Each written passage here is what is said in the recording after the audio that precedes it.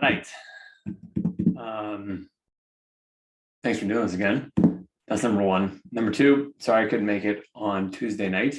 Got stuck sitting in an office looking at a computer. That was epic. So number one, talking to everybody this weekend, and I would appreciate y'all's feedback. It seems like everybody thinks 8 weeks is a little too long. I kind of agree. And I'm thinking in the future, this will only be 4 weeks. So the next 2 weeks, that's going to be it. So we're going to hammer through 4 sections in 2 weeks. So next week will be 2 sections. The weekend after that will be 2.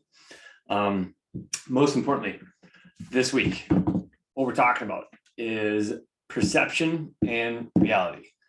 And so it's the idea of using what we've already learned, all right, how to kind of control our heads, how to create our thoughts, how to recognize our thoughts, and how to use our emotion to then create a scenario or use a scenario to our advantage versus to our disadvantage. All right, as an example, like I'm sure a lot of y'all know that the Padres are making their playoff run. And like, if you think about it, this is really the difference between a champion and an average Joe that walks around every day. Like if you're up at bat and the bases are loaded, there's 2 outs and the count is full, like an average Joe is going to have 1,000 thoughts racing through their head, right? Like, hope I don't screw up. I hope I make the right choice. I hope I hit the right pitch. I hope I do this, blah, blah, blah, blah, blah, whatever. A champion is going to perceive that and he's going to make it work to his reality, what he wants to make it. He's going to turn it into, this is amazing. I'm so lucky. I'm so grateful. This is going to be epic. I'm going to do the best I can, or however he needs to make it. Okay. So we're going to play with how we perceive stuff. So the first exercise I had down, if you're going through the sheets, one thing that you can do is like go through in your life or think about situations where you've perceived something as negative, hurtful, or unfair. That could be like a coach benching you, you not playing on the power play, you getting sat, something at school, a bad grade, whatever. Go through that, think about one of those situations and like kind of think about how you thought about it. How did it make you feel? How did you perceive it? And then try to flip it on its head and think about how could you have seen that in a positive?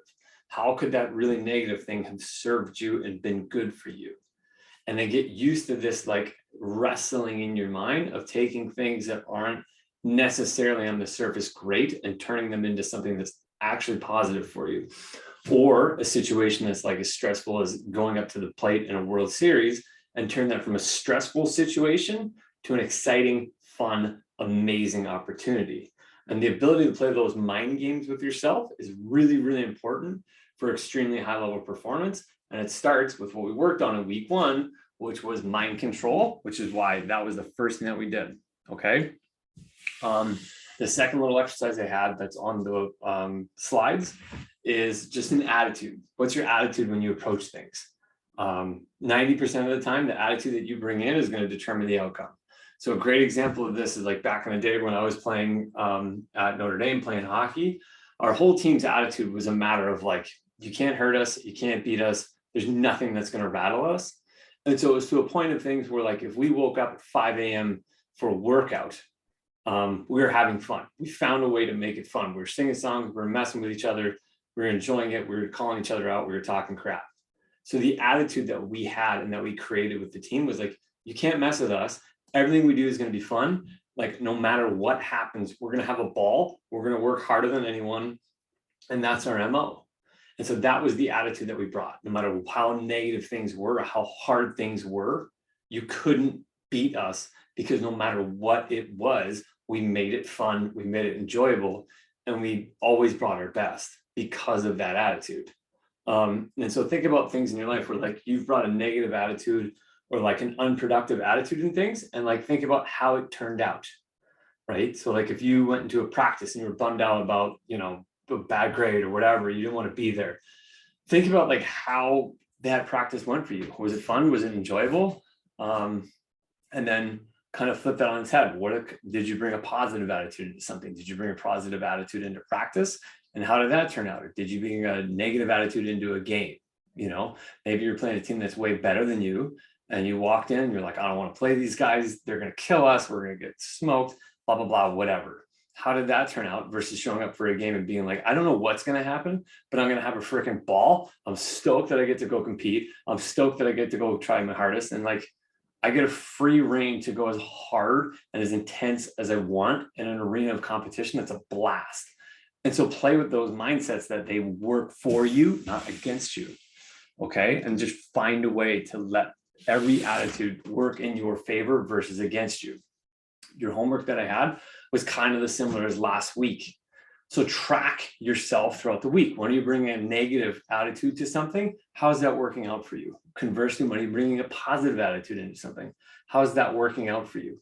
And start like seeing how your attitude and how your perception makes things occur in your reality. So if you perceive something as X, right? Like you perceive it as scary, how does it turn out? If you perceive something as scary and negative or not good for you, how did that turn out? If you took the same scenario and you saw it as exciting and helpful because it was helping you grow, how would that turn out? And so start finding these things in your life and putting a highlighter on it and seeing if you can change stuff to better work for you.